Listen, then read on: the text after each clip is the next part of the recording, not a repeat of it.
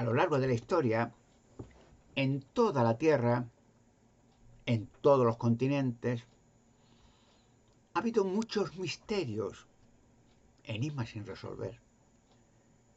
Pero aunque parezca increíble, son misterios y enigmas que hay mucha gente que no quiere que se resuelvan. Seguro que no.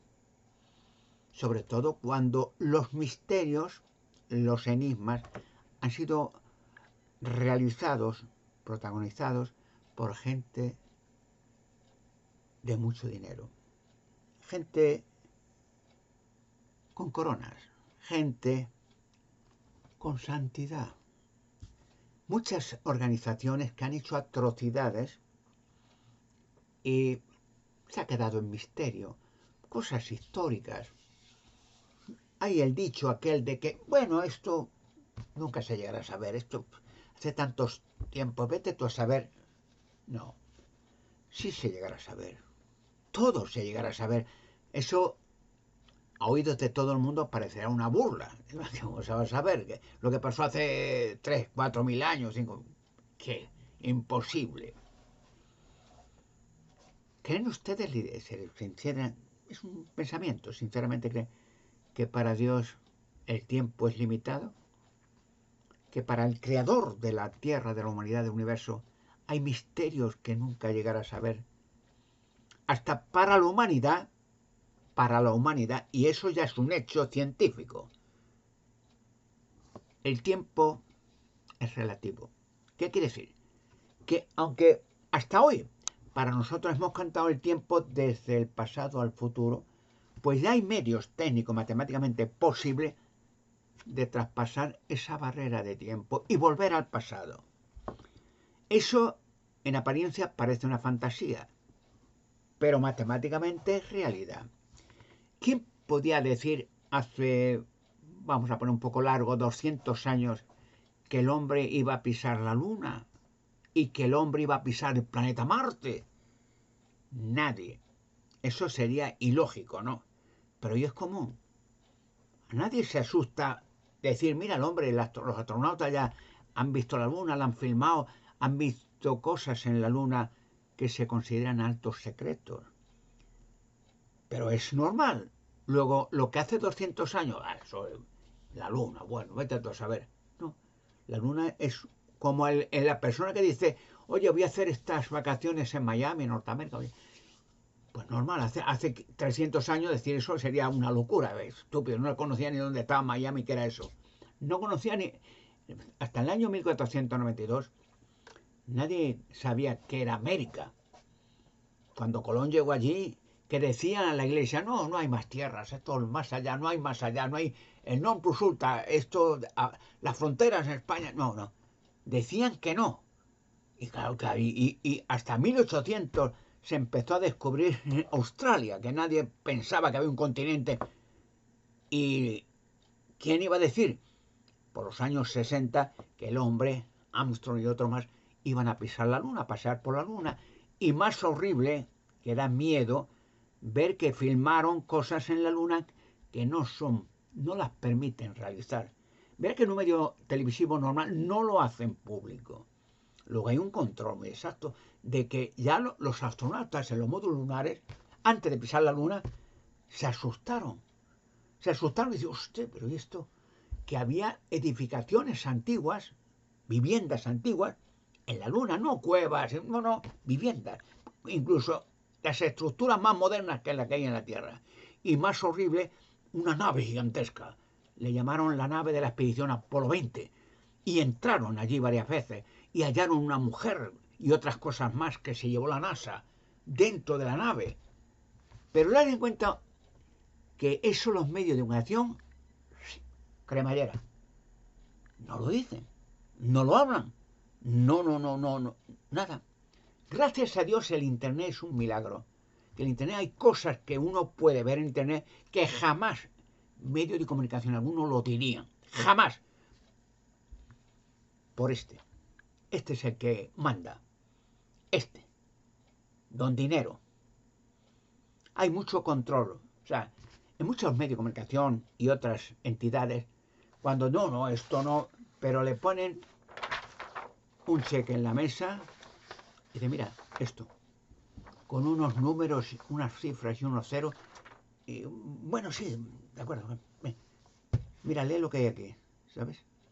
Si no lo cumples, ya sabes.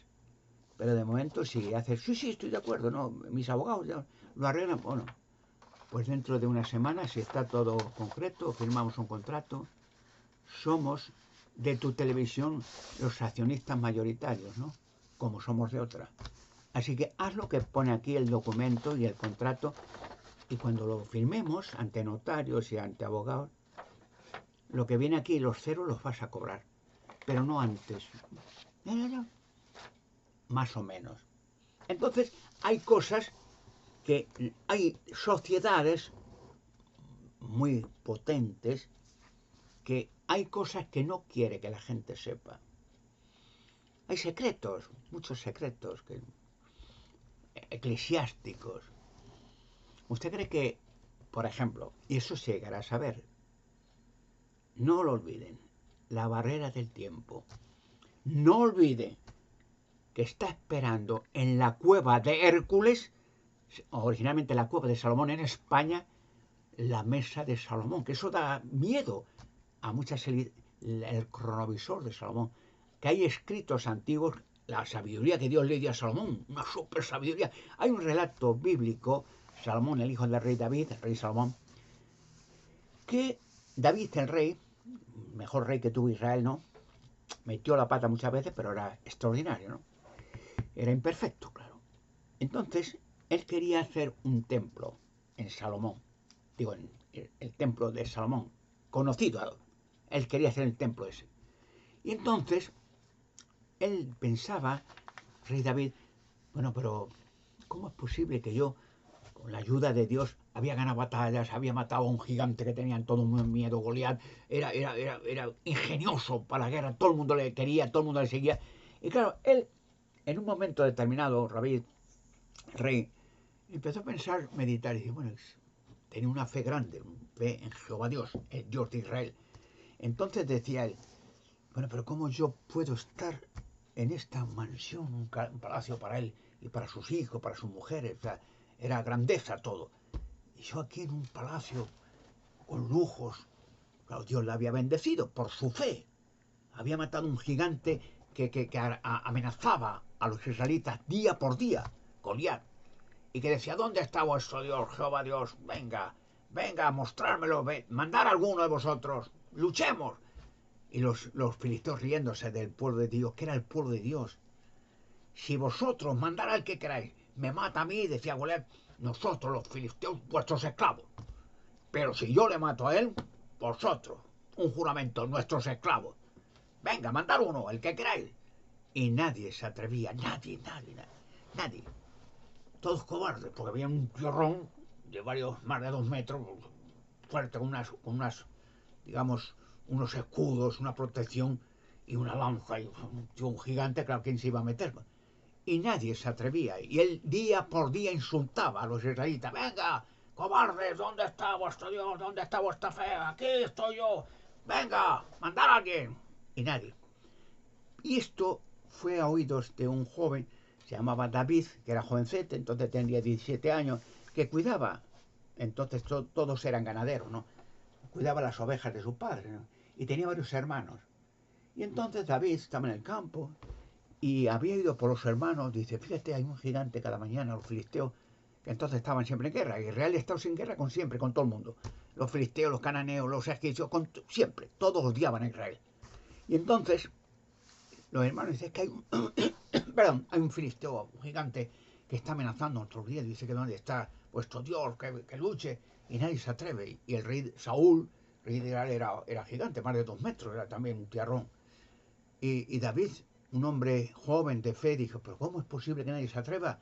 Pero no tenemos fe en nuestro Dios que nos salvó de Egipto, de la esclavitud, que abrió el mar rojo, mató al faraón y a todos los egipcios, nos dio la tierra prometida, pero ¿cómo nadie se atreve? No, es que tienen miedo todos. Pues yo voy. Pero, y se rían los hermanos, tenía varios hermanos, pero David, ¿dónde vas tú? Un jovencito, hombre, vete a cuidar las ovejas, pero ¿cómo se tú? Si no se atreve nadie, todos con corazón, yo voy. pero no seas tonto que te va a matar, pero ¿tú sabes quién es ese tío? No, da igual, yo voy con una fe grande, yo le mato. Pero bueno, y entonces se presentó a Saúl, ¿no? Es un relato bíblico. Lo digo en mis palabras, pero se me está... Y dice, mi hermano, le decían los hermanos de David, que dice que quiere usar. Ah, ¿pero dónde vas, hombre joven? Si tú sabes con qué te vas a meter. Da igual, tengo fe. Yo sé que Dios me ayudará. Jehová Dios me ayudará. Pero bueno, pero no se te... Y lo demás, te va a matar. Da igual, aunque muera. Yo lucho, no permito que ese filisteo insulte a Dios. Bueno, venga, déjalo. Pero lo sentimos, pero es tu decisión. Le pusieron una coraza. No, no, no quiero coraza. Pero bueno, ¿vas a ir así? Sí. Bueno, toma esta espada. Esto pesa mucho, yo no puedo. Es que no estoy... ¿Cómo vamos a luchar con él? Yo es que soy... Era entonces, cuidaba de las ovejas con las ondas. No tenía ni espada. Con una onda cogía una piedrecita, que eso creo que hasta el día hay muchos campesinos lo hacen, para cuando las ovejas son muchas, algunas se extravían y cogen la costumbre de tirar una piedra a la que extravía y la da al lado, la oveja se da cuenta la oveja que está perdida el pipi y vuelve al rebaño, ¿no? Era una moda común que tienen, yo no he sido campesino ni cuidado de ovejas, pero eso lo hacen. Y entonces David dice, bueno, bueno, no, no, no me ponga esa armadura, yo no quiero esto. ¿Pero qué vas a luchar con él? ¿Con las manos? Unas piedras. Pero David, yo sé que contengo fe, que lo voy a vencer, porque ha insultado a Jehová Dios y eso Dios me ayudará. Bueno, venga, haz lo que quieras, te va a matar igual. Pero bueno, y buscó 5 piedrecitas, chiquititas, y entonces fue a un río, ¿no? Cogió unas piedrecitas llanas, muy pequeñitas, que podía dominar, y una onda de esa, que era una piel de oveja, ¿no? Y cogió una piedra y la lanzaba, ¿no? Estaba acostumbrado.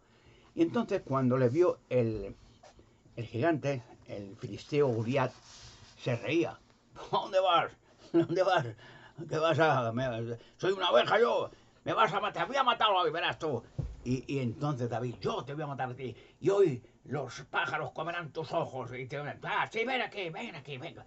Y entonces David, sencillamente, con una fe grande, cogió una piedra y entonces el otro David, con un escudo y todo, y una coraza grande, un tierrón de 2 metros y pico, de casi 3 metros, pues vete tú a saber el miedo. Pero él no tenía miedo, sabía que la fe que tenía lo vencería.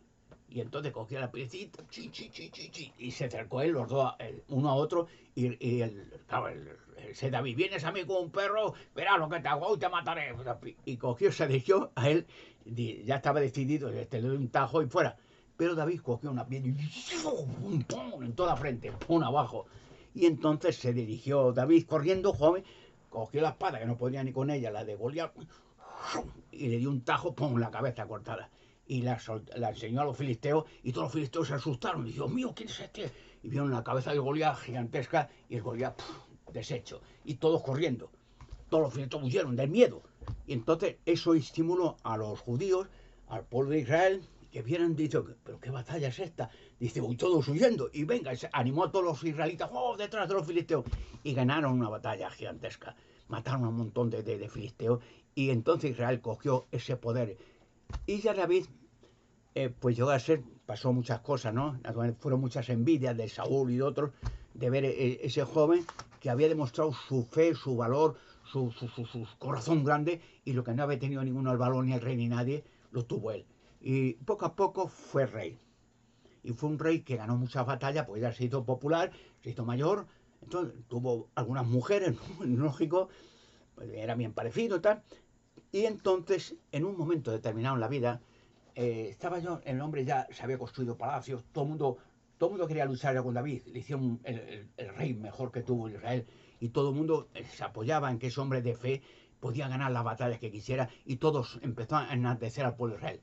Y en un momento determinado, pues el rey David estaba mirando el balcón, lo que había, la grandeza que había conseguido, que entonces el pueblo de Israel llevaba el arca de la alianza que había hecho siglos antes Moisés en el monte Sinaí. Un arca que era, digamos, el símbolo de los israelitas, el poder de Dios. Y dentro del arca que había construido Moisés, no él personalmente, hombres especiales del pueblo de Israel liberados de Egipto, con el oro que habían regalado los egipcios con mucho miedo a los israelitas que se fueran contentos, construyeron un arca con dos ángeles en la cabeza que se miraban las alas unos a otros y dentro tenían del arca de la alianza y están pues una jarrita con maná del que comieron los israelitas 40 años en el desierto. Luego la espada de Goliat tenía también. Y también tenían una vara, entonces, no sé cómo se llamaba, entonces un báculo se llama, que entonces hubo una polémica, ¿no? Que el hermano de Moisés, Aarón, pues era, digamos, el sumo sacerdote. Hubo ya una organización, porque ya iban a construir antes del templo, llevaban al arca de la alianza en una tienda de campaña grande, con unas cortinas y tal, y nadie la podía ver, sino el sumo sacerdote. Y ya el hermano de Moisés, Aarón, pues sumo sacerdote, venga, ya una organización ya preparada, los levitas, los guerreros, los reyes, tal. Y entonces llevaban en el arca, dentro del arca de la alianza, digamos, ese báculo de Aarón, donde ponía el nombre Aarón. Cada jefe de tribu, de familiar, ponía el nombre del jefe, llevaba en el báculo como un bastón, y llevaba el nombre de la familia que era. Era la costumbre, ¿no? Bien, luego yo lo resumo todo. Entonces David veía que habían mandado construir una tienda de campaña grande, que había gente que ya hacía el servicio, los sacrificios al arca de la alianza. Dios hablaba por medio del arca de la alianza. Es decir, entraba una vez de vez en cuando el sumo sacerdote y entraba y Dios le daba instrucciones. Veía el arca, no podía verla nadie el arca, no podía tocarla menos, no podía entrar en una tienda de campaña grande, se llamaba el Santísimo, unas cortinas blancas, entraba y el sumo sacerdote tenía que entrar, incluso el sumo sacerdote tenía que llevar unos cascabeles, y llevaba un pasillo, todo a base de cortinas, ¿no? Estaba en el desierto. Entonces llevaba el sumo sacerdote unos cascabeles que iban dando. Entonces era como un sonar de que se acercaba. Si alguien se hubiera entrado, que ya los hijos de Aarón hicieron un sacrificio allí, murieron los dos hijos, ¿no? No tenía que tocar el arca nadie, ni verla.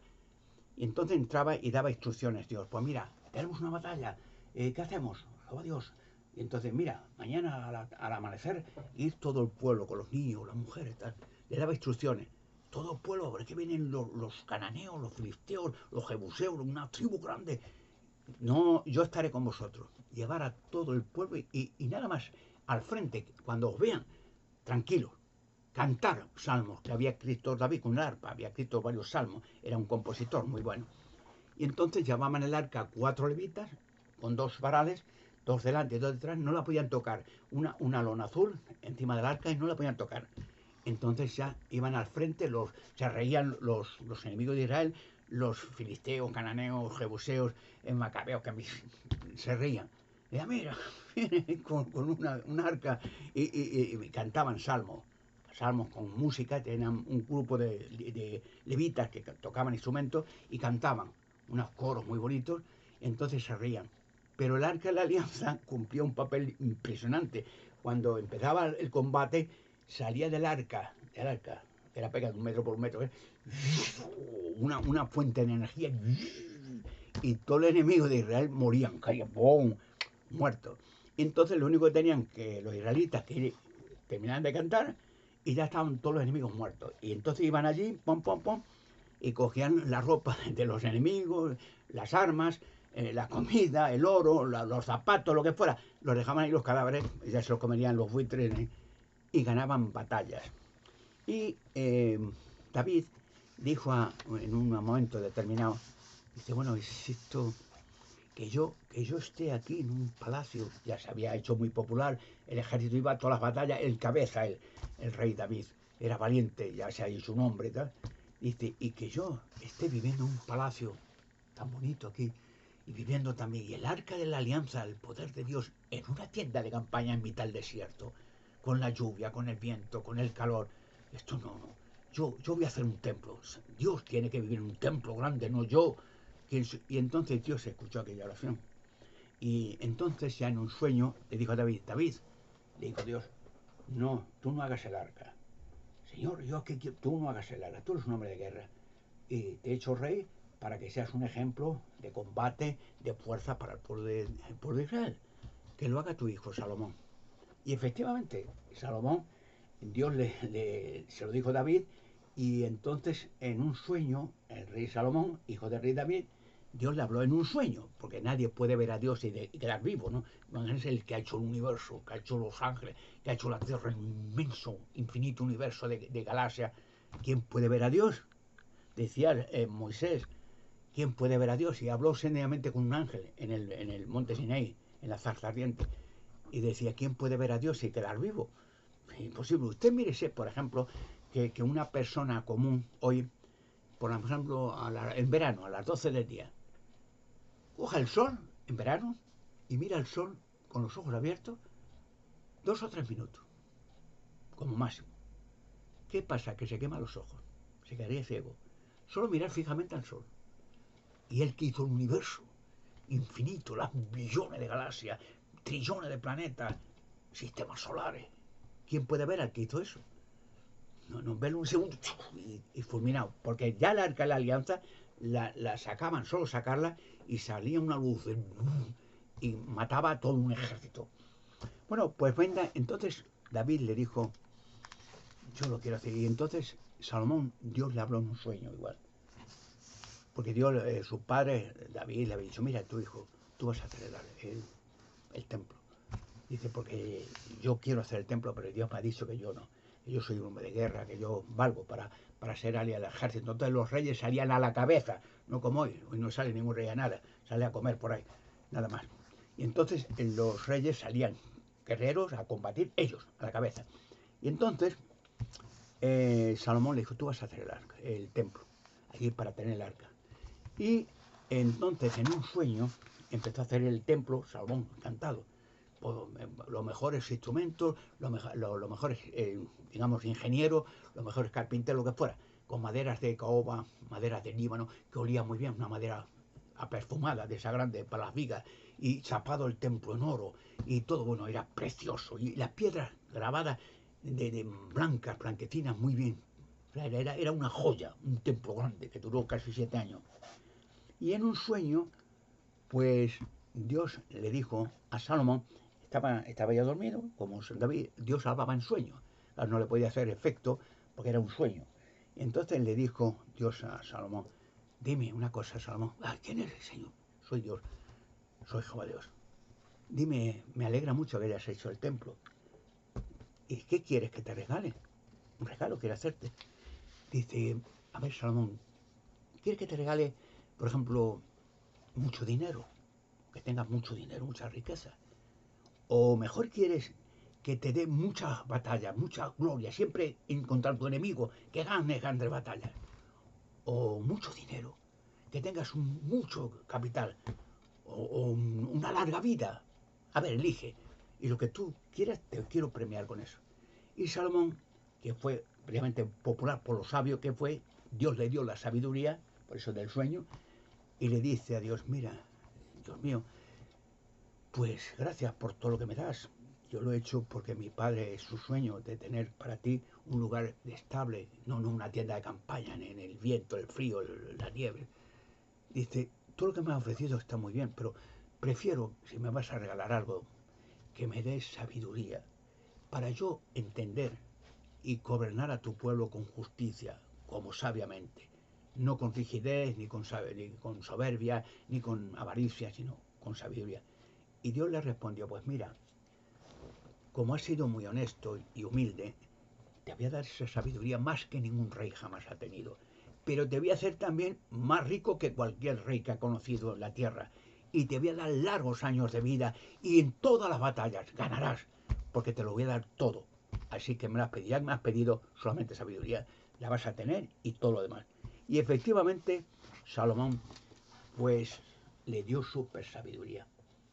Se fue tan sabio que de todos los contornos, es largo de contar lo que hizo Salomón, porque eso te daría horas, pero de todo el mundo, de la Tierra, del planeta Tierra, que eso parecerá extraño a oído, conocían a Salomón.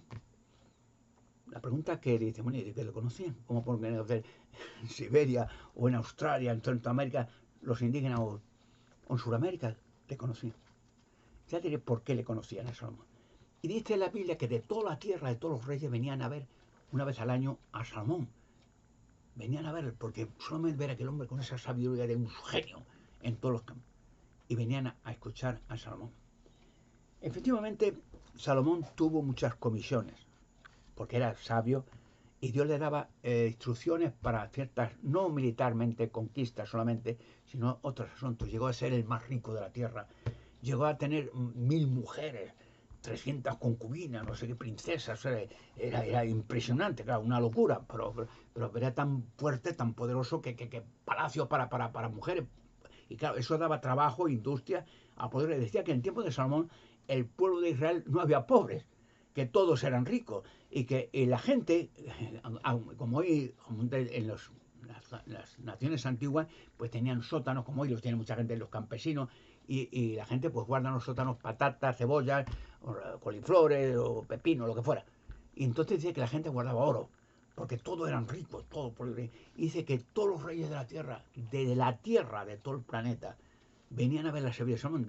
Se habla mucho de la reina de Saba, de Etiopía, y bueno, todos querían ver a Salomón, verlo solamente. Un tío, un genio, que ya es conocido por la Biblia, por el juicio de las dos mujeres, que una de ellas había matado sin querer a su niño, el bebé, ¿no? Sin querer, de noche, durmiendo con él, y las dos disputaban que era su hijo, que no, que lo. Y Salomón fue tan ingenioso que tuvo una idea, ¿no? Las dos disputaban ante el rey, entonces era el juez de Israel. Sí, señor, es mi hijo. No, es el mío. No, ella la ha matado sin darse cuenta, durmiendo encima de él. No, eso es mentira. Ella la ha matado. O sea, disputé. Nadie sabía quién era la madre. Porque las dos habían tenido un niño, pero ¿quién es la madre? Del niño que estaba vivo todavía. Porque decía, apareció otro niño muerto, decía, la disputa. No, no, porque cambió el muerto por el otro niño de la chica, ¿no? Bueno, es complejo, ¿no?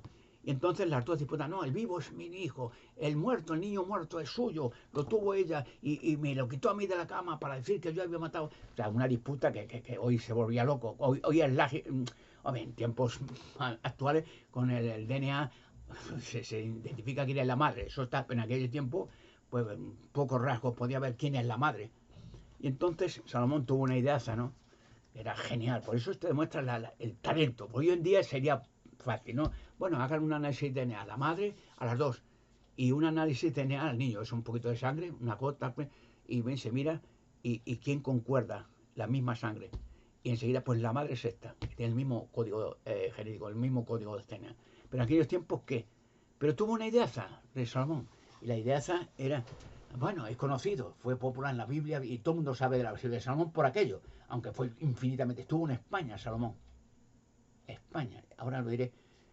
Eso es el detalle que quiero recalcar en su momento. Que en España, bueno, pues dice que tuvo una idea. Dice, a ver, bueno, ya que no sabemos quién es la madre, le dice a un verdugo que estaba ahí, dice, ven, vamos a solucionar el asunto. Es mío, no es mío. Dejar al niño ahí. Y le dijo a un verdugo que estaba delante de todo el mundo, venga, yo no quiero ir más disputas, le dice el rey. Coge al niño y le cortas en dos cachos. Y le das la mitad que la madre, venga. Y le acabó el juicio. Y claro, fue un detalle, ¿no? Todo el mundo impactado por el niño llorando, un poquito bebé, que fue un verdugo, un tío grande con una espada, y cogerle, poner en una mesa. Pero era un truco del Salomón, sabía la psicología humana, era súper inteligente. Sabía que la madre real no permitía que le mataran al niño. Y entonces cuando fue el verdugo, no lo puedo obedecer al día. Y entonces la madre verdadera dijo, no le maté, no.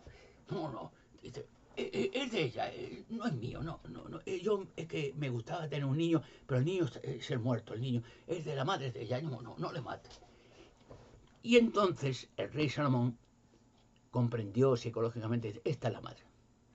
Dice, ahora, esta es la madre, dale el niño a esta.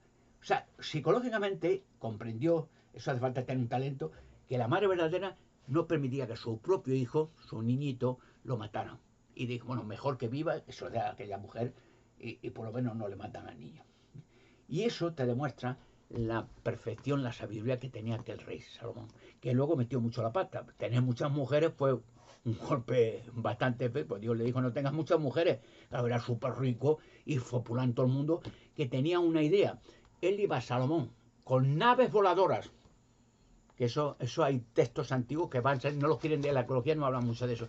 Este construyó naves y con naves iba con ejército para llevar el poder de Israel, que entonces era el pueblo de Dios, a todo el planeta Tierra. Y dice que hay textos antiguos, dice Salomón construyó naves, decía entonces, para transportar israelitas, guerreros, ejércitos, a todo el país. Y en cada país que visitaba, no con un barquito, ni caballos, ni, en todo el mundo, dice que cogía una mujer virgen, que era guapa, y la cogía, la compraba. Entonces se compraba a la mujer, ¿no? Entonces se acostaba con ella y la dejaba embarazada para tener pro de Salomón, que entonces era el rey de Israel, en todo el planeta. Y así hacía en todos los sitios donde iba. Y tuvo 1000 mujeres, 300 concubinas, no sé cuántas princesas, bueno, un ejército. No creo que las conociera todas en su vida, ¿no? Y entonces lo interesante es que hay testimonios y escritos antiguos que estuvo en España Salomón. Se habla del oro de Salomón, el oro de Ofir, y se hablan textos antiguos que Salomón iba con naves y construyó naves voladoras, no barcos, naves voladoras, como dice el rey, el profeta Elías, que una nave, un carro de fuego, descendió, montó, es un texto muy interesante, muy enigmático, que el profeta Elías montó en esa nave un carro de fuego, se ascendió y se lo llevó a otro lugar. Hoy digamos una nave, o un platillo volante, como quieras llamarlo, pero no era un carrito de fuego con un caballo. Lo difícil y lo largo de contar es de dónde salieron aquellas naves, se llamaban carros de fuego, que transportaba a la gente a otro sitio de la tierra.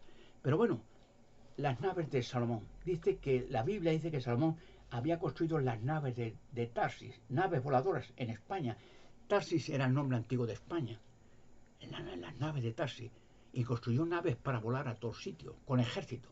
Pero hay que textos en Israel antiguo, y que Salomón había construido una mesa grande que veía en la mesa cosas que habían pasado en el pasado y cosas que iban a pasar en el futuro.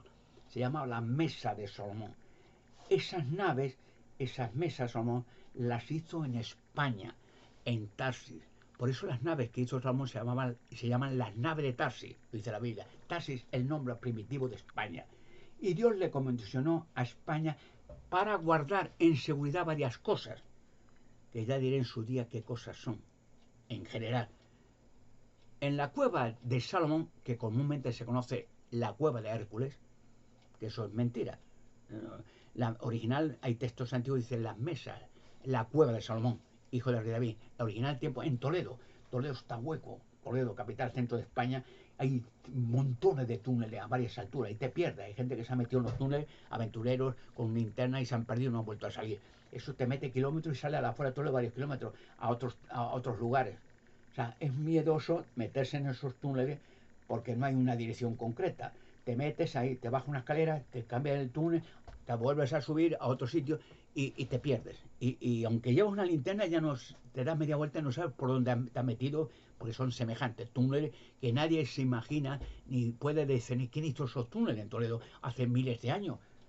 Bueno, pues en uno de esos túneles está la cueva de Salomón, y allí hay la mesa que hizo Salomón, es decir, ese cronovisor en términos modernos, donde se pueden ver cosas del pasado y del futuro. Y Salomón podía ver cosas del pasado y cosas del futuro. O sea, algo excepcional por la sabiduría que Dios le dio. Salomón no era un pobre reyezuelo de estos que hay por ahí, o como en la actualidad, el reyezuelo a comer, a vivir, a trepear, a ligar por ahí y a vivir. Eso, eran reyes como David y Salomón y otros que combatían incluso a la Edad Media con los ejércitos. No se quedaban tripeando su casa y liándose con una y con otra y amasando fortuna con estafas bancarias. Pero los reyes en la antigüedad eran de otra manera, eran de gente de valor que daban ejemplo de honestidad y de valor y ejemplo al pueblo. España está esperando la cueva de Salomón. Tengo muchas experiencias en España.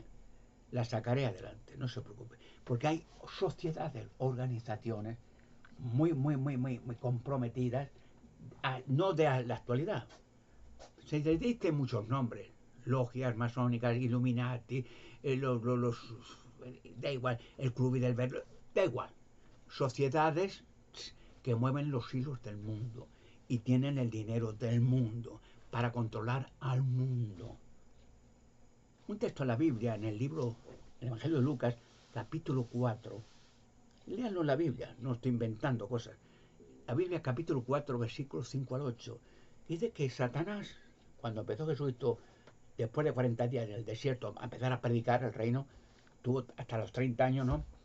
Que era, ya saben la historia, bueno, por resumirlo todo, que una mujer judía llamada María, un ángel le dijo, vas a tener embarazo, vas a tener un hijo. Y se asustó, yo no tengo todavía marido, no.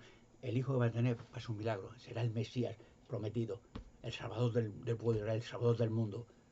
Así que no tengas miedo, que es un milagro. Y José, carpintero, te estoy citando, vete la Biblia, en los evangelios, también se iba a casar con ella, pero la había embarazada. Dijo, me ha engañado, y se asustó, dijo, no la denuncio, le dijo a su gente, porque la van a apedrear. Entonces era muy severo. Si dice que está comprometida conmigo y la veo que se acostó con otro tío y la deja embarazada, pues enseguida apedreada. Y un ángel le dijo a este José, que era carpintero, no, llévatela, no te ha engañado, es que es un milagro.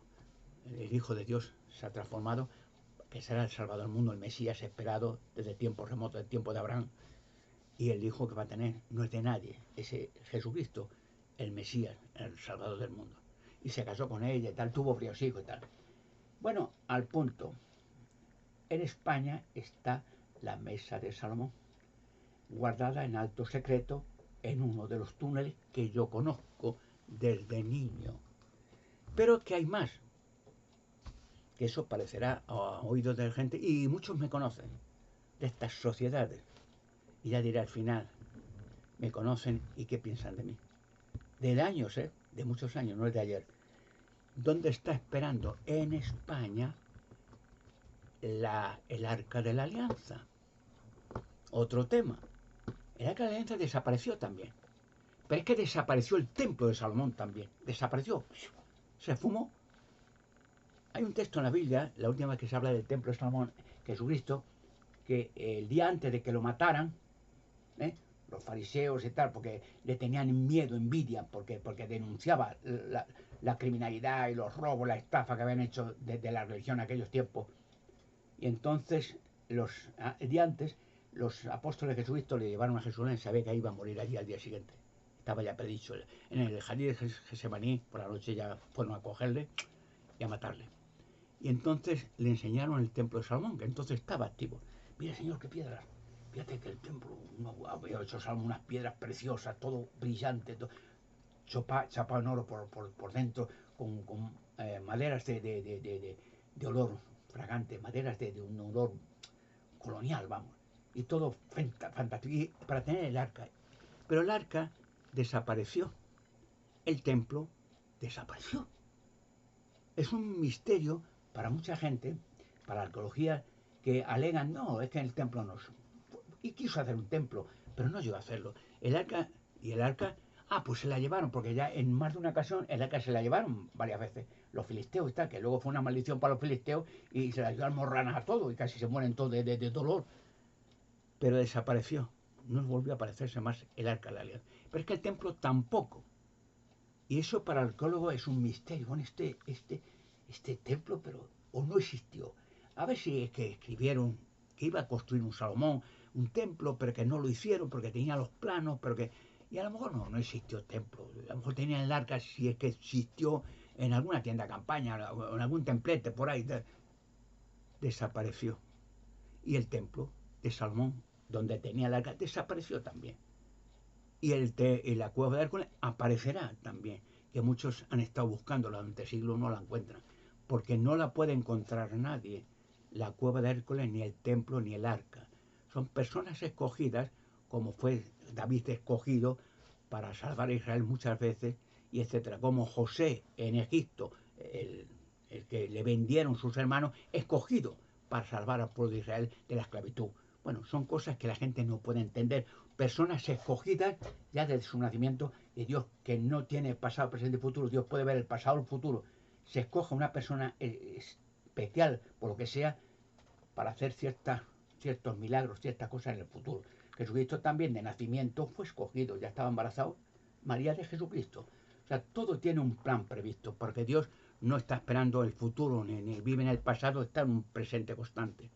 Bueno, pues aparecerá el arca, aparecerá el templo, aparecerá la mesa de Salomón.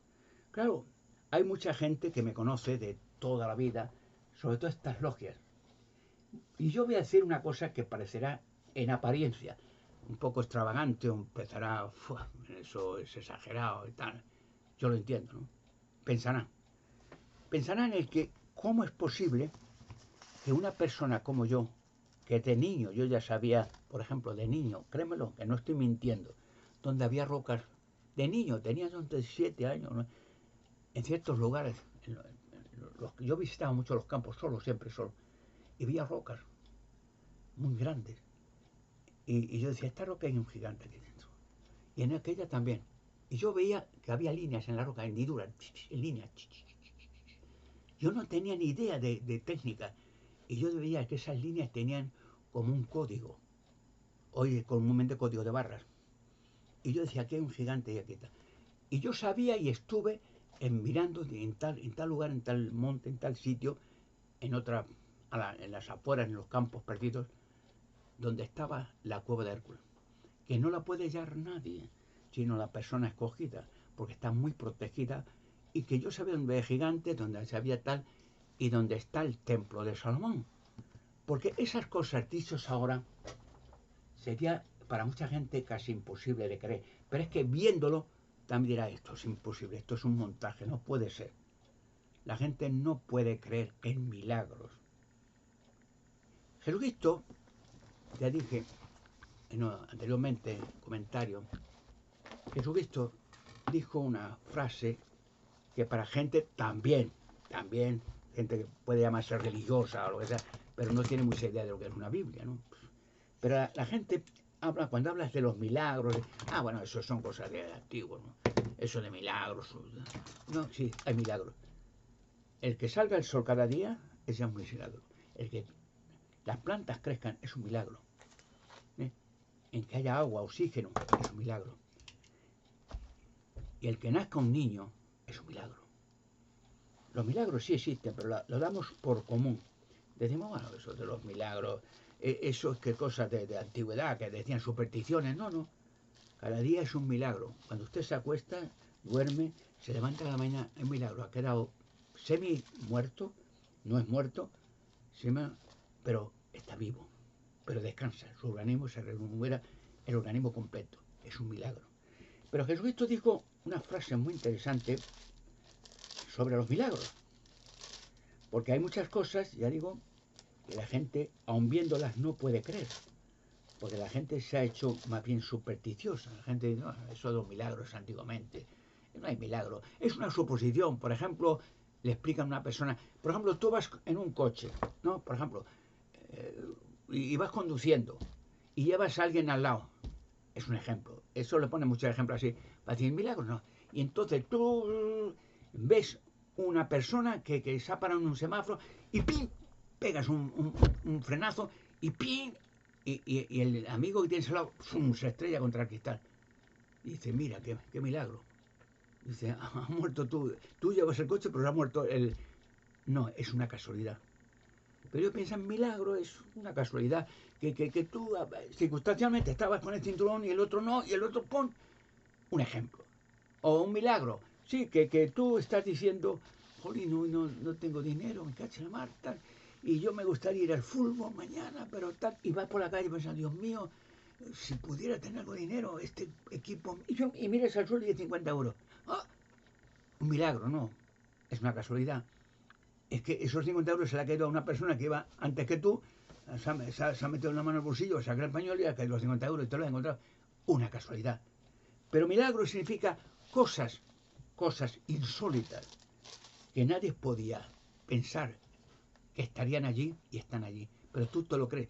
Pero esto dijo, por ejemplo, que si tú tienes fe, un poquito de fe, como un grano de mostaza, tú tienes fe. ¿Qué significa fe? La Biblia dice, en la Biblia comenta qué significa tener fe. En la carta a los hebreos escrito por Pablo, el apóstol Pablo, que había sido perseguidor cristiano, o fue cristiano, la carta a los hebreos capítulo 11, versículo 1. ¿Qué significa yo tengo fe? Fe significa es la expectativa de cosas esperadas, la demostración evidente de realidades, aunque no se contempla. ¿Qué significa? Esas palabras que tú piensas, esto me va a pasar, esto me va a suceder, y sucede. Eso es fe. que tú te imaginas algo que quieres que suceda y te sucede. Es que tienes fe, es que hay una energía grande que tú piensas, eso me va a suceder. Muchas veces has pensado, esto me lo suponía a mí. Es que tenía fe en cosas buenas o malas. Por ejemplo, tú dices, oh, yo voy sin trabajo, me cago. Pero yo creo que esta semana yo voy a encontrar un buen trabajo. Y lo encuentras. Ah, te imaginas. Pero esa fe es un movimiento orgánico, una forma de energía que encuentres el trabajo, precisamente porque es muy difícil de explicar la barrera del tiempo, que decir, que hay cosas que, por ejemplo, Jesucristo hizo milagros con fe, pero era el Hijo de Dios, tenía un conocimiento del tiempo y de cómo funciona el tiempo. Por ejemplo, de la boda de Canaán, por ejemplo, es un ejemplo de los muchos que eso, no le invitaron a comer el día de su madre, a sus amigos, discípulos, en una boda grande. Y entonces es muy conocido en Canaán, aquella boda. Y entonces dice que llegó el padrino de bodas a la gente, el sirviente, que iba, aquella mesa, venga, aquí, oye, trae más pan, más pollo. Y entonces fue a Jesucristo, ay, Señor, pues el padrino de bodas, mire, se nos acaba el vino. Y pues es que pena, si es que hay mucha gente hoy, lo siento, pero no tenemos más vino, están la tinaja vacía. Y Jesucristo le dijo, coge agua y llena toda esa tinaja de agua. Y el padrino de agua. Bueno, si tú eres, como le conocía el maestro, el Mesías, sí, sí. Y pensaría el padrino de boda, bueno, este hombre, el Mesías, es que a lo mejor quiere que como tantos borrachos, yo me imagino que es eso, y llenamos esto de agua, pues entonces no había grifo, no había cañería ni cosas, y que la gente antes de irse a casa coja un jarro de agua y se lave la cara, o se lave las manos, la boca, y no vaya tan borracho a su casa. Digo, ¿para qué va el agua? ¿Para qué? Y le llenó las tinajas de agua, cientos de litros de agua. Y cuando ya estaba lleno, Señor, ya están llenos, ¿eh? ¿Y ahora qué? Y le dijo al maestro, a ver, prueba algo de una tinaja. Ah, prueba, bueno, cogió un jarrito, dijo, bueno, será para probar si el agua está bien. Y cogió, bebió un buen trago y fue corriendo a la mesa. Señor, dime, ¿sabe una cosa? Esto, dice, ven, ¿qué pasa? Dice, yo soy padrino de boda, yo soy experto en las bodas, yo siempre preparo el agua, los alimentos, hago los negocios. Dice, y nunca me ha pasado esto. Dice, en todas las bodas tenemos el truco de el mejor vino, el mejor, más caro, un vino añejo, le damos al primero, los primeros vinos, venga, una jarrita. Y cuando ya se han bebido y ya no queda casi nada del bueno, le damos, ya están medio bebidos, todo, el peor vino. Ni se entera. Y es un truco. Le damos otra jarrita de vino, venga aquí. Y piensa que es el mismo, pero como están ya bebidos y han comido mucho, ni se entera. Pero en esta boda, el mejor vino vino al final. Este vino es el mejor que vi. El milagro. Jesucristo tenía el poder de controlar el tiempo y controlar las cosas. Y digo, aquí aparecerá vino. Y aparece vino. Jesucristo dijo una vez, si tú tienes fe, con un granito de mostaza, un poquito de fe, que tú te crees que algo va a suceder, tú dirás a esa montaña, álzate y échate al mar, y te obedecerá, se alzará y te irá al mar. Es una fe grande, pequeña, pero eso pasará un día, porque esa fe hay que experimentarla con ella, es decir, llamamos fe intuición. Yo tengo intuición que esto me va.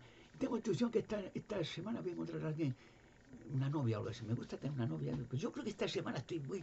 Y la encuentra. En cierto modo ha habido algo de fe, algo que ha sido ese impulso que tú desconoces cómo funciona, que sabes que algo va a aparecer. Ese viaje en la barrera del tiempo y aparece. Jesucristo dijo, sobre todo lo que he comentado, que es un misterio. Va a aparecer el Arca de la Alianza, que hace miles de años. La cueva del bueno, eso, que va a aparecer tal Salomón, que va a aparecer los gigantes de rocas, son Nefelín, que en el diluvio los ahogó, pero van a aparecer dentro de rocas muchos, no esqueletos, cuerpos. Pero esa, para mucha gente dirá, bueno, pues puede ser, pero bueno, hace falta. Si no han aparecido, sí han aparecido, muchas veces. Pero hay algo en mí, en la sugestión de niño, un don, digamos, como mucha gente tiene dones para otras cosas, para las matemáticas, para la música. Por ejemplo, Mozart, con 11 añitos, hacía partituras musicales para orquesta filarmónica. Un niño con 11 añitos, para un miembro, uno solo de una orquesta filarmónica que toque el trombón, que toque el violín, que toque la guitarra, que toque... Tiene que estar años en un conservatorio musical, aprendiendo años. Pero ese niño, 11 añitos, hacía partituras para composiciones musicales. Era un don. Tenía instintivamente algo en su cerebro que decía, esta música, esto va a sonar de esa manera, aquí un alza del tono, y hacía partituras que hoy son epopeyas. Pero que yo esto dijo sobre los milagros, tantas cosas, pero eso vete tú a saber, son misterios, eso quién va, dónde está aquello, vete tú a buscar, vete tú a saber dónde. Salomón viajaba por todo el planeta, decía que visitó toda la tierra y que de toda la tierra todos los reyes venían a ver a Salomón, sabiduría. Siempre se habla de la mujer de Etiopía. No, de toda la tierra. Pero Jesucristo dijo algo muy interesante. En el Evangelio de Lucas, capítulo 12, versículo 2, dice, pero nada hay cuidadosamente ocultado que no haya de revelarse, ni secreto que no llegue a saberse. Luego aquí acentuó Jesucristo algo, y él no hablaba por hablar, que todo misterio, todo milagro, toda cosa rara que haya pasado miles de años, que esté oculto, que aparecerá, se revelará hasta lo último. No dijo algunas cosas, todo. Nada hay cuidadosamente ocultado, nada hay ocultado, oculto, secreto, que no haya de revelarse, que no salga a la luz pública. Y dice, ni secreto que no llegue a saberse. ¿Cuántos secretos hay de gente que ha hecho un malvado, gente que ha hecho robo, que ha hecho asesinato? ¿Creen que nunca se va a saber? Jesucristo no dijo eso, dijo que todo. Hay secretos más modernos, ¿no? Por ejemplo, ¿quién fue Jack el Destripador? Ah, bueno, eso ya fue en 1800, no. Sí, eran de la realeza, pero eso está muy oculto. No, se sabrá. Pero si aquel Jack que murió, bueno, pero se sabrá. ¿Quién era? ¿Quién lo sabía? ¿Quién lo protegió? ¿Y por qué asesinó? ¿Quién indució a asesinar, torturar 5 prostitutas? Están todavía en la historia, milagros, esos vetos. A lo mejor no existió, sí existió. Por ejemplo, no se sabrá nunca quién intuyó y quién obligó casi y quién animó y pagó al asesinato de Lady Di en el Puente del Alma, el accidente, ¿sabes? Sí se sabrá. Lo dice Jesucristo, Jesucristo no miente, sí se sabrá. Hay muchas cosas y hay tantas, pero yo digo las más conocidas, muy populares. Por ejemplo, en el año 93 a 3 niñas se les raptó en Valencia, Alcácer se llamaba el pueblo, que iban las chiquitas, jovencitas de 12, 13 añitos, a una discoteca, un fin de semana y tal. Y paró 2 cerdones de estos, los muchachos, y las paró. ¿A dónde vais? A tal discoteca, venga, montar en la furgoneta, os llevamos. Pero no las llevaron a ninguna discoteca, las llevaron a un apartado lejos y allí estaban esperando gente. Las raptaron, las torturaron, las violaron, las asesinaron brutalmente. Luego se encontraron los cadáveres. No se sabrá nunca. Sí, cogieron a uno, a un tal Ricard. El otro le dieron papeles. Sí, inglés. No se sabrá nunca quién pagó tanto dinero, quién las violó. Los forenses dijeron que aquellas 3 niñas hicieron, digamos, una serie de autopsias y hallaron pelos y semen en los ovarios de las nenas de varios hombres, 9 o 10 hombres, pelos y semen de varios hombres. Ya no fue uno o dos, varios. Nunca se sabrá. Pues yo digo que sí se sabrá. Si haya pasado muchos años, da igual. Puede pasar milenios, se sabrá. ¿No he dicho al principio que se sabrá dónde está el arca de la alianza? ¿Dónde está el templo de Salomón? Se sabrá. Incluso me voy a aventurar a decir algo más. ¿Dónde está el cuerpo de Salomón? Se sabrá. Hay cosas que van a pasar en el tiempo del fin, que serán un incentivo para que mucha gente abra los ojos y sepa en qué tiempo vivimos y que no está esperando la cueva de Hércules, la mesa de Salomón. ¿Y qué es la mesa de Salomón? Un cronovisor. Y no será tan fácil para mí, por decir, se llama cronovisor, una mesa. Como decían los escritos que han aparecido escritos antiguos, que Salomón tenía una mesa acristalada que decía cosas, que aparecían cosas del pasado y que decía cosas que aparecerían en el futuro. Y que será fácil para mí. A ver, por favor, aparezcan la imagen de quién fue en realidad Jack el Destripador, en que en el barrio londinense Whitechapel, 1888, raptó y asesinó brutalmente a 5 prostitutas. Que aparezca el cuerpo. Y aparecerán imágenes. Que aparezca, por favor, quién lo sabía y quién lo protegió. Y aparecerán gente hablando con él. ¿No da miedo a muchas élites? ¿No da miedo? ¿Quién asesinó a las niñas Alcácer? ¿Cuánto pagaron? ¿Dónde están los responsables? Y aparezcan las imágenes de ellos. Y podrán decir, llegará ese tiempo, pero estos son montajes, esos son de inteligencia artificial. No. Saldrán todos. Saldrán imágenes y saldrán momentos históricos y saldrán documentos y saldrán de todo. No está por nada oculta la cueva de Hércules. Y no aparecerá el Arca de la Alianza o serán también imágenes. Porque, por cierto, el Arca de la Alianza, ¿qué hacía en el tiempo pasado? Lo dice la Biblia, ¿no? Que cuando sacaban los israelitas en las batallas contra el pueblo contra los filisteos, cananeos, los egipcios, la sacaban y cantaban salmos. No la podían tocar, ni ver, una lona azul. Y la dejaban posar en tierra del arca y cantaban salmos de David. Y los enemigos, ¿qué pasaba? Que salía del arca una energía y caían todos los enemigos. Que lo único que tenía que hacer el pueblo israelí es coger las armas, el dinero, las joyas, todo lo que tenía de valor, y dejaban los cadáveres ahí y ya se lo comerían. Y el Arca de la Alianza no sigue funcionando todavía. ¿Creen ustedes que se ha perdido ese poder de eliminar el mal? Porque el Arca de la Alianza eliminaba el mal, no eliminaba los filisteos y los israelitas, no. Los filisteos. Dice que un ángel de Jehová, dice la Biblia, en una noche un ángel mató a 185.000 asirios. Una noche. Está esperando el Arca de la Alianza. ¿Para qué? Voy a leer un texto más y esto lo dice Jesucristo. Verá, en el Evangelio de Mateo, capítulo 24, habla del tiempo del fin que ya se acerca, ¿no? Capítulo 24, versículos 21 y 22. ¿Qué dice? Habla del tiempo del fin. No dice con qué instrumento, cómo se eliminará el mal de la tierra, el mal del planeta. Pero dice algo interesante.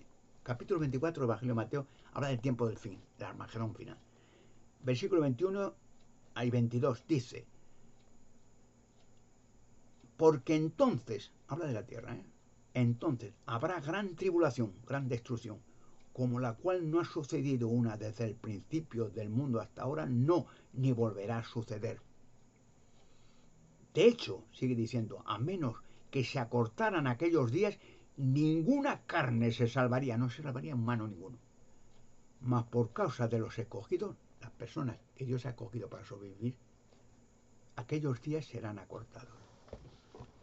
¿Lo entienden? ¿Quién cree que hará esa ejecución? ¿Cómo se hará para toda la tierra? Pero que los escogidos, las personas que no tienen culpa de nada, que están sufriendo, gente que les mandan a la guerra, no quieren ir a la guerra, gente que los esclaviza, gente que los roban, que los aplastan, como pasa con Rusia ahora, esclavan, o Corea del Norte, otros países, pobre gente. Ahí viene el final. Hay gente que se va a salvar. Y voy a decir más. Por eso muchas veces cuando digo de la Biblia, hay gente que no conoce mucho la Biblia, ¿no? Se llaman cristianos, pero no han visto la Biblia ni en pintura. Pero quiero decir, la Biblia, cuando uno conoce, te dice cosas, tus preguntas, los misterios que tú no sabes, que no, te las responde. Porque la Biblia es futurista también. Te dice cosas que han pasado y cosas que van a pasar. Hasta dice la Biblia que Satanás será encerrado 1000 años. Ya diré dónde. Aquí en la tierra. Y luego destruido. El ángel rebelde que arrastró a millones de demonios con él, vinieron a la tierra, tuvieron con mujeres de la tierra gigantes, hijos gigantes, y que fueron enterrados muchos de los demonios en hoyos de oscuridad en la tierra. Pero bueno, aquí por ejemplo, eso digo, me gusta mucho. Vamos, muchas veces en la Biblia la gente Sí, la tiene como en una biblioteca. Yo tengo una biblioteca con cientos de libros, igual, ¿no? Pero la tiene como un libro más, Quijote de la Mancha, la Biblia, un atlas o libros de pintura. Hay que saber lo que dice la Biblia, es la guía de la humanidad, cómo hizo Dios el universo, la tierra, los humanos, y cuál es nuestro futuro, qué pasa en el pasado, qué va a pasar en el futuro. Pero hay un texto interesante en 1 Corintios capítulo 15, versículos 51 y 52. Lo dice aquí la Biblia, no lo digo yo, lo dice la Biblia. ¿Qué habla? De gente hoy, lo dice Pablo. Esto no es una fantasía de la misma noche o lo que sea, que hay mucha gente, no dice cuánto, mucha gente en la tierra que no morirán nunca más, que están vivos. Lo dice la Biblia, mire, en 1 Corintios capítulo 15, versículos 21 y 22 dice, miren, les digo un secreto sagrado, escribe Pablo, no todos nos dormiremos en la muerte, o sea, no todos moriremos, pero todos seremos cambiados, todos cambiados. Por ejemplo, somos imperfectos, unos son ancianos, otros tienen enfermedades, otros tienen debilidades, otros son altos, otros son gordos, otros son cambiados a un cuerpo perfecto, como Adán. Todos seremos cambiados. En un momento, en un abrir y cerrar de ojos, durante la última trompeta, porque sonará la trompeta y los muertos serán levantados incorruptibles y nosotros, los que viviremos para siempre, seremos cambiados. Lo dice la Biblia. No todos moriremos, ¿eh? Pero todos seremos cambiados. Y es decir, hay gente que vivirá para siempre, pero hay gente, he dicho, mujeres que tienen 70, 80, 90 años, muy ancianas. Ella le dice eso y te vas a poner joven. Eso qué tontería. Te vas a poner joven. ¿Qué hizo Jesucristo cuando curó a la gente? Le llevaban cojos, mancos, ciegos, enfermos, leprosos, tal, hasta muertos, los resucitaba. La enfermedad los curaba, pero instantáneamente. Gente que tenía cualquier enfermedad, que no podía moverse, que no veía, que no andaba, que no. Los curaba enseguida. Y muertos, los resucitaba al instante. Eso lo hará con millones de personas. Y mucha gente que hoy en la tierra, mucha gente que no lo sabe, que no son mala gente, son buenas, nadie es perfecto, pero gente que no lo sabe, no van a morir nunca más. Y va a ser maravilloso la tierra cuando todos podamos vivir en paz y seguridad con los animales por toda la eternidad. Cuando Dios hizo a Adán y Eva en la tierra, los primeros seres creados en la tierra, hizo antes animales, aves y peces, mucho antes que los humanos, miles de años antes. No tenía Adán y Eva que morir. Si Adán y Eva no hubieran escuchado las mentiras de un ángel rebelde llamado Satanás o Lucifer, porque Dios le dijo a Adán y Eva, no comas de este árbol del Edén. Podía comer de todos los árboles, como los animales, todo vegetariano, pero no de este, porque si comes mueres. Y este Satanás le dijo a Eva y luego a Adán, primero a Eva, que ha dicho Dios que no comáis de ningún árbol. En el Edén había árboles de frutales de todas las especies y animales, todo en paz. No había animales salvajes contra nada, todo vegetariano. No, que ha dicho que comemos de este árbol vamos a morir. Así de simple. Ha dicho eso, Dios. Y le dice Satanás, es mentira, te ha engañado. ¿Que me ha engañado Dios? ¿Para qué? Porque Dios sabe que si comes de este árbol vas a ser como Dios, conociendo lo que está bien y lo que está mal. Tú como Dios. No depender de Dios, preguntarle, ¿qué hago ahora? Y le creyó. Y comió. Y fue a Adán, mira Adán, lo que ha dicho una serpiente, los ángeles son invisibles, son energía, pero emplean humanos, o se pueden hacer ellos humanos. La energía convertirse en materia. Muchos se hicieron humanos y tuvieron mujeres, relaciones sexuales y tuvieron gigantes, monstruos. Bueno, pues ha dicho esta serpiente que si comemos vamos a ser como Dios. ¿Así? Y le creyó a la mujer. Ah, pues mira, tonto, ¿has comido tú? Sí. Mira, y comió una fruta. No dice qué fruta era, podía ser manzana, pera, uvas, o melocotones, o una fruta. Hay muchas frutas desconocidas que nadie conoce.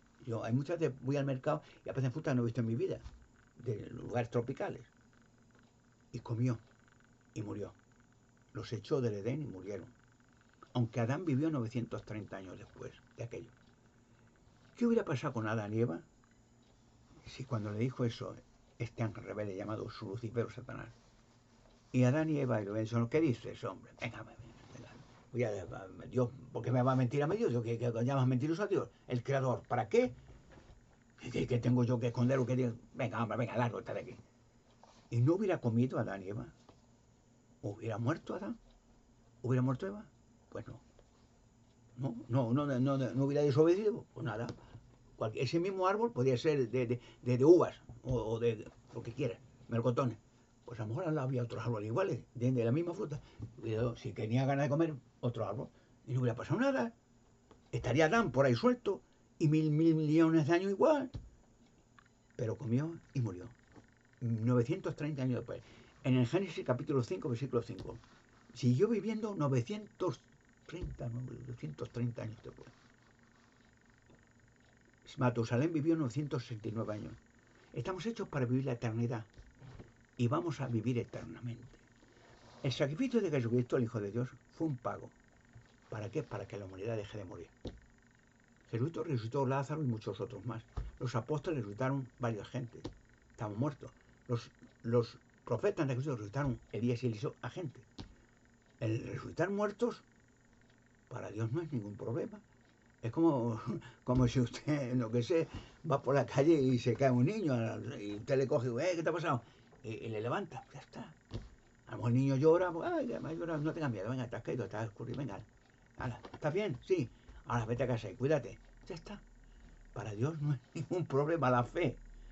Y para Dios, Jesucristo resucitó muerto, curó las enfermedades, limpió los leprosos, hizo milagros.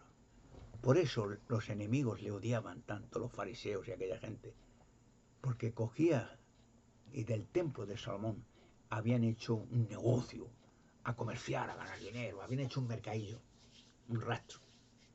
Y Jesucristo cogió unas cuerdas y le decía, cueva de ladrones, hijo de Satanás, prole de víboras, la casa de mi padre es casa de oración y no cueva de ladrones, fuera. ¡Bum!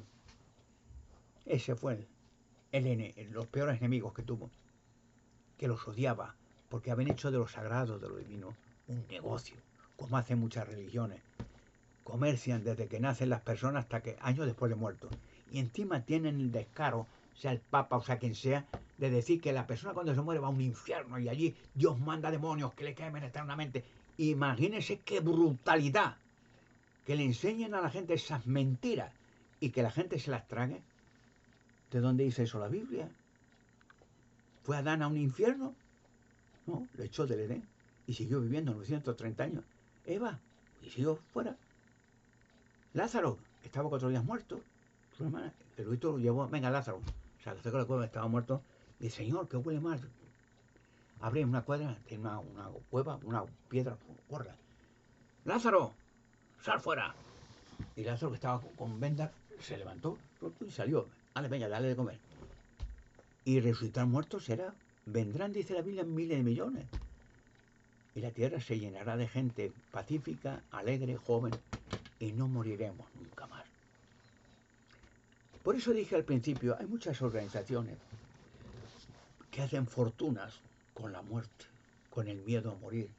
Hacen fortunas callando bocas, a engañar y amasar fortunas y poder y riqueza. Pero esa gente ya tiene sus días contados.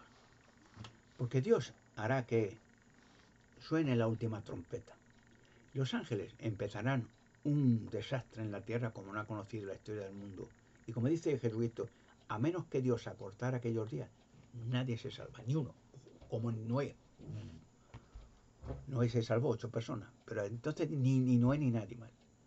Pero por causa de gente buena, que hay gente buena, que dice la verdad, que predica la verdad, que enseña lo que la Biblia dice, que eso es lo legal, sin cobrar nada, no hacen negocio de religiosos ni cosas, vendiendo mentiras, vivirán para siempre.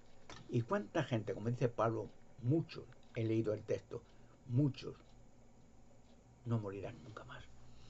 La gente no sabe, si lo supieran sería un poco escabroso decir, yo no moriré nunca más, porque todo el mundo piensa, algún día yo, pues mucha gente que no lo sabe, habla de millones, no morirán nunca más. Y un día se darán cuenta que vendrá este desastre y ellos quedarán con vida. Pasará el tiempo y seguirán cada día más joven, mirarán al espejo, pero si estoy más joven, y ellas también más guapas, ¿sabes? Y verán que pasarán años y comprenderán, ya se les enseñará que no vas a morir nunca más, pero no metas la pata ahora, no, nada, sigue haciendo como ahora, venga, te será una tierra, unas casas, cuida de los animales, nuestro trabajo será como Adán, cuidar de los animales, a los peces, para siempre. Y será una vida alegre, feliz, todos ingenieros, todos pintores, todos arquitectos, músicos, la perfección física y mental. Y la muerte, los demonios, habrán desaparecido para siempre. Ese es el mensaje de Jesucristo y por eso murió, para que recuperemos nosotros la vida. Y pronto ese sistema tan satánico, tan horrendo, será historia del pasado, que nunca más se acordarán. La vida es lo que Dios hizo en la tierra y en el universo, y la vida continuará por toda la eternidad.